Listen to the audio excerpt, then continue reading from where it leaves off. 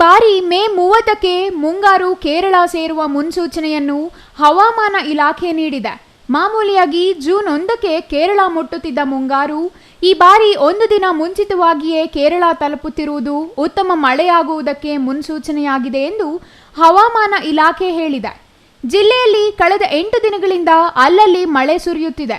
ಮುಂದಿನ ದಿನಗಳಲ್ಲಿ ಉತ್ತಮ ಮಳೆಯಾಗುವ ಆಶಾಭಾವವನ್ನು ಹವಾಮಾನ ಇಲಾಖೆ ವರದಿ ವ್ಯಕ್ತಪಡಿಸಿದೆ. ಆದರೆ ಭಾರೀ ಮಳೆ ಬಂದರೆ ಏನು ಗತಿ ಎಂಬುದೇ ಚಿಕ್ಕಬಳ್ಳಾಪುರ ನಗರದ ಜನತೆಯ ಪ್ರಶ್ನೆಯಾಗಿದೆ.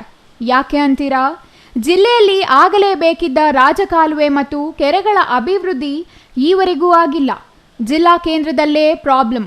ಜಿಲ್ಲಾ ಕೇಂದ್ರಕ್ಕೆ ಅಂಟಿಕೊಂಡಿರುವ ಕಂದವಾರ ಕೆರೆಯಿಂದ ಅಮಾನಿ ಗೋಪಾಲಕೃಷ್ಣ ಕೆರೆವರೆಗೂ ಸರಿಯಾದ ರಾಜಕಾಲುವೆಯೇ ಇಲ್ಲ.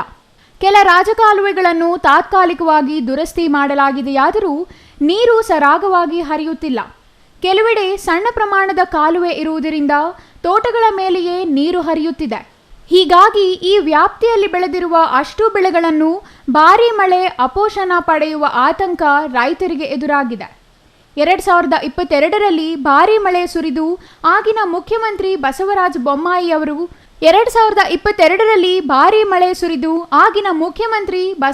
ಬೊಮ್ಮಾಯಿ ಅವರು ಬಂದು ಕಂದವಾರ ಕೆರೆಯಿಂದ ಅಮಾನಿ ಗೋಪಾಲಕೃಷ್ಣ ಕೆರೆವರೆಗೂ ರಾಜಕಾಲುವೆ ಅಭಿವೃದ್ಧಿಗೆ ಸೂಚನೆ ನೀಡಿದ್ದರು. ಆದರೆ ವರ್ಷಗಳೇ ಕಳೆದರೂ ಇನ್ನೂ ಪ್ರಸ್ತಾವನೆ ಹಂತದಲ್ಲೇ ಇರುವುದು ದುರಂತ. ಸದ್ಯ ಎಚ್ಎನ್ ವ್ಯಾಲಿ ನೀರಿನ ಜೊತೆಗೆ ಮಳೆ ನೀರು ಸೇರಿದರೆ ಮತ್ತೆ ತಗ್ಗು ಪ್ರದೇಶಗಳು ಜಲಾವೃತವಾಗುವುದು ನಿಶ್ಚಿತ. ಹಾಗಾಗಿ ತೀವ್ರ ಆತಂಕ ಎದುರಾಗಿದೆ. ಇನ್ನು ಅಮಾನಿ ಗೋಪಾಲಕೃಷ್ಣ ಕೆರೆ ಪಕ್ಕದಲ್ಲೇ ನಿರ್ಮಿಸಿದ್ದ ತ್ಯಾಜ್ಯ ನೀರಿನ ಸಂಸ್ಕರಣಾ ಘಟಕ ಸಂಪೂರ್ಣ ನೀರಿನಲ್ಲಿ ಮುಳುಗಡೆಯಾಗಿದ್ದು ಘಟಕದೊಳಗೆ ಹೋಗಲು ರಸ್ತೆಯೂ ಇಲ್ಲದಾಗಿದೆ. ಘಟಕದ ಒಳಗಡೆ ಇರುವ ಕಟ್ಟಡಗಳು ಮುಳುಗಡೆಯಾಗಿದ್ದು ಸಂಪರ್ಕವನ್ನೇ ಕಡಿದುಕೊಂಡಿದೆ. ಇಡೀ ಘಟಕ ಗಬ್ಬೆದು ನಾರುತ್ತಿದೆ. ಇದಕ್ಕೊಂದು ಮುಕ್ತಿ ಹಾಡುವ ಕಾರ್ಯಕ್ಕೆ ಜಿಲ್ಲಾಡಳಿತ ಗಮನ ಹರಿಸಿಲ್ಲ. ಇದು ಕೇವಲ ಕಂದವಾರ ಕೆರೆ ವ್ಯಾಪ್ತಿಯ ಸಮಸ್ಯೆ ಮಾತ್ರವಲ್ಲ. ಜಿಲ್ಲಾ ಕೇಂದ್ರದ ಸುತ್ತಲೂ ಹಲವು ಕೆರೆಗಳಿವೆ. ಆದರೆ ಯಾವ ಕೆರೆಯ ರಾಜಕಾಲುವೆಗಳು ಸರಿಯಾಗಿ ಅಭಿವೃದ್ಧಿಯಾಗಿಲ್ಲ. ಕನಿಷ್ಠ ಆಗಿರುವ ಒತ್ತುವರಿಯನ್ನು ತೆರವು ಮಾಡಿ ಗಿಡಗಂಟಿಗಳನ್ನು ಕಿತ್ತು ಹಾಕುವ ಕೆಲಸವನ್ನು ಸಂಬಂಧಿಸಿದ ಇಲಾಖೆಗಳ ಅಧಿಕಾರಿಗಳು ಮಾಡಿಲ್ಲ. ಹೀಗಾಗಿ ಈ ಬಾರಿ ಏನಾದರೂ ಭಾರೀ ಮಳೆ ಬಂದರೆ ಮನೆಗಳು ಮತ್ತು ತೋಟಗಳಿಗೆ ನೀರು ನುಗ್ಗುವುದು ನಿಶ್ಚಿತ. ಕೆರೆಗಳಲ್ಲಿ ಹೂಳೆತ್ತುವ ಗೋಜಿಗೆ ಯಾರೂ ಹೋಗಿಲ್ಲ.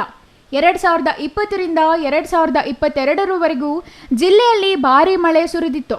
ಬಹುತೇಕ ಕೆರೆಗಳು ತುಂಬಿಕೊಂಡಿದ್ದವು. ಮೊದಲೇ ಕೆರೆಗಳು ಹೂಳು ತುಂಬಿದ್ದವು. ಕೆರೆಗಳು ತುಂಬಿದ ನಂತರ ಮತ್ತೆ ಸಾಕಷ್ಟು ಹೂಳು ತುಂಬಿಕೊಂಡಿವೆ.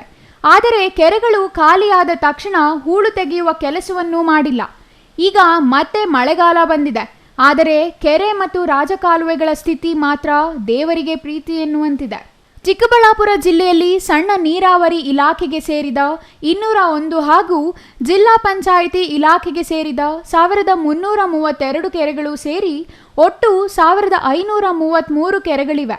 ಒಟ್ಟು 53,556 ಎಕರೆ ಕೆರೆ ಪ್ರದೇಶವಿದೆ. ಆದರೆ ಜಿಲ್ಲೆಯ ಸಾಕಷ್ಟು ಕೆರೆಗಳು ಒತ್ತುವರಿಗೆ ತುತ್ತಾಗಿವೆ. ರಾಜಕಾಲುವೆಗಳು ಒತ್ತುವರಿಯಾಗಿವೆ. ದುರಂತವೆಂದರೆ ಕೆಲವು ಕೆರೆಗಳ ಸರ್ವೆ ಮಾಡಿ ಬೌಂಡ್ರಿ ಹಾಕಿರುವ ಕೆರೆಗಳು ಕಾಲಕ್ರಮೇಣ ಮತ್ತೆ ಒತ್ತುವರಿದಾರರ ಪಾಲಾಗುತ್ತಿರುವುದು ವಿಪರ್ಯಾಸ. ಮಳೆಗಾಲ ಶುರುವಾಗುವ ಹೊತ್ತಿನಲ್ಲಿ ರಾಜಕಾಲುವೆ ಕೆರೆಗಳ ಹೂಳೆತ್ತುವ ವಿಷಯ ನೆನಪಿಗೆ ಬರುವುದು ದುರಂತ. ಬಿರು ಬೇಸಿಗೆಯಲ್ಲಿ ಕೆರೆಗಳ ಅಭಿವೃದ್ಧಿ ಬಗ್ಗೆ ತಲೆಕೆಡಿಸಿಕೊಳ್ಳದೆ ಇಲಾಖೆಗಳು ಮಳೆಗಾಲ ಶುರುವಾಗುವ ಹೊತ್ತಿನಲ್ಲಿ ಪ್ರಸ್ತಾಪಿಸುವ ಕೆಲಸ ಮಾಡುತ್ತವೆ. ಇದು ಗಡ್ಡಕ್ಕೆ ಬೆಂಕಿ ಬಿದ್ದಾಗ ಬಾವಿ ತೋಡಿದರು ಎನ್ನುವಂತಿದೆ. ಆದರೆ ಮಳೆಗಾಲದಲ್ಲಿ ಯಾವುದೇ ಕಾಮಗಾರಿ ನಡೆಯಲ್ಲ. ಇನ್ನು ಬೇಸಿಗೆಯಲ್ಲಿ ಆ ಕಾಮಗಾರಿಗಳ ನೆನಪೇ ಇರಲ್ಲ. ಹೀಗಾಗಿ ರಾಜಕಾಲುವೆ ಮತ್ತು ಕೆರೆಗಳ ಅಭಿವೃದ್ಧಿ ನೆನಗುದಿಗೆ ಬಿದ್ದಿದೆ. ಏನು ಮಾನ್ಸೂನು ಅಂದರೆ ಮುಂಗಾರು ಮಳೆ ಕುರಿತಂತೆ ಈಗ ಆಲ್ರೆಡಿ ಪೂರ್ವ ಸಿದ್ಧತೆಗಳನ್ನು ಕೈಗೊಳ್ಳಬೇಕಾಗಿರುವ ಕುರಿತಂತೆ ಕಳೆದ 2 ದಿನಗಳ ಹಿಂದೆ ಜಿಲ್ಲಾಡಳಿತದ ವತಿಯಿಂದ ನಾವು ಡಿಸಾಸ್ಟರ್ ಮ್ಯಾನೇಜ್ಮೆಂಟ್ ಸಭೆಯನ್ನು ಕೂಡ ನಾವು ಕರೆದಿದ್ದೀವಿ. ಆ ಸಭೆಯಲ್ಲಿ ಎಲ್ಲ ಅಧಿಕಾರಿಗಳಿಗೂ ಕೂಡ ನಿರ್ದೇಶನವನ್ನು ಕೂಡ ನೀಡಿದ್ದೀವಿ. ಅದರಲ್ಲಿ ಮೈನರ್ ಇರಿಗೇಷನ್ ಡಿಪಾರ್ಟ್ಮೆಂಟಿನ ಅಧಿಕಾರಿಗಳು ಕೂಡ ಹಾಜರಿದ್ದರು. ಅವರಿಗೆ ನಾವು ಹೇಳಿದ್ವಿ, ಕಂದವಾರ ಕೆರೆ ಅದರಿಂದ ಬರ್ತಕ್ಕಂಥ ನೀರು ಏನಾಗುತ್ತೆ ಅಮಾನಿ ಗೋಪಾಲಕೃಷ್ಣ ಕೆರೆಗೆ ಬಂದದ್ದು ಸೇರಿಕೊಳ್ಳುತ್ತೆ. ಇಲ್ಲಿ ಬರ್ತಕ್ಕಂಥ ಈ ಮಧ್ಯದಲ್ಲಿ ಒಂದು ರಾಜಕಾಲುವೆ ಇದೆ. ಈ ರಾಜಕಾಲುವೆಯ ಏನು ಒತ್ತುವರಿ ಇರ್ಬೋದು ಅಥವಾ ಹೂಳು ತುಂಬಿಕೊಂಡಿರೋದಿರ್ಬೋದು, ಇದನ್ನು ತೆಗಿಬೇಕು, ತೆರವು ಮಾಡಬೇಕು ಅಂತ ಹೇಳ್ಬಿಟ್ಟು ಒತ್ತುವರಿ ತೆರವು ಕೂಡ ಆಗಬೇಕು ಮತ್ತು ತುಂಬಿಕೊಂಡಿರ್ತಕ್ಕಂಥ ಹೂಳನ್ನು ಕೂಡ ಎತ್ತಬೇಕು ಅಂತ ಹೇಳ್ಬಿಟ್ಟು ಅಧಿಕಾರಿಗಳಿಗೆ ನಾನು ಸೂಚನೆಯನ್ನು ಈಗ ಆಲ್ರೆಡಿ ಕೊಟ್ಟಿದ್ದೀನಿ. ಅವರು ಅವರ ಹಂತದಲ್ಲಿ ಕೂಡಲೇ ಒಂದು ಸಭೆ ಮಾಡಿಕೊಂಡು ಹೂಳನ್ನು ಎತ್ತಕ್ಕಂಥದ್ದನ್ನು ನಗರಸಭೆ ಮತ್ತು ಮೈನರ್ ಇರಿಗೇಷನ್ ಡಿಪಾರ್ಟ್ಮೆಂಟು ಇಬ್ಬರು ಸೇರಿ ಮಾಡ್ತಾರೆ. ಒತ್ತುವರಿ ಆಗಿದೆಯೋ ಇಲ್ವೋ ಅನ್ನೋದ್ರ ಬಗ್ಗೆ ತಹಶೀಲ್ದಾರ್ ಅವರಿಗೆ ಸೂಚನೆಯನ್ನು ಕೊಟ್ಟಿದ್ದೀವಿ. ಒತ್ತುವರಿಗಳನ್ನು ಗುರುತಿಸಬೇಕು. ಒತ್ತುವರಿಗಳು ಆಗಿದ್ದರೆ ರಾಜಕಾಲುವೆ ಮೇಲೆ ಏನಾದ್ರು ಒತ್ತುವರಿ ಬಂದಿದ್ದರೆ ಅದನ್ನು ಯಾವುದೇ ನಿರ್ದಾಕ್ಷಿಣ್ಯವಾದಂಥ ಕ್ರಮಗಳನ್ನು ತೆಗೆದುಕೊಂಡು ಅದನ್ನು ಒತ್ತುವರಿ ತೆಗೆಯಲಿಕ್ಕೂ ಕೂಡ ಕ್ರಮ ವಹಿಸ್ತೀವಿ. ಈಗ ಆಲ್ರೆಡಿ ನಾನು ಮೀಟಿಂಗ್ ಮಾಡಿ ಹೇಳಿದ್ದೀನಿ. ಇನ್ನೊಮ್ಮೆ ನಾವು ಆ ಸ್ಥಳದ ಮೇಲೆ ತಹಶೀಲ್ದಾರು ಎಸಿಗಳನ್ನೆಲ್ಲ ಕಳಿಸ್ಬಿಟ್ಟು ಅದನ್ನು ಎಲ್ಲೆಲ್ಲಿ ಒತ್ತುವರಿಯಾಗಿದೆ ಅಂತಕ್ಕಂಥದ್ದನ್ನು ಒತ್ತುವರಿಯನ್ನು ಗುರುತಿಸ್ಕೊಂಡು ಒತ್ತುವರಿಯ ತೆರವು ಮಾಡ್ತಕ್ಕಂಥ ಕಾರ್ಯವನ್ನು ಪ್ರಾರಂಭಿಸ್ತೀವಿ. Jangalahalli Ashwath, CTV news, Chikkaballapur.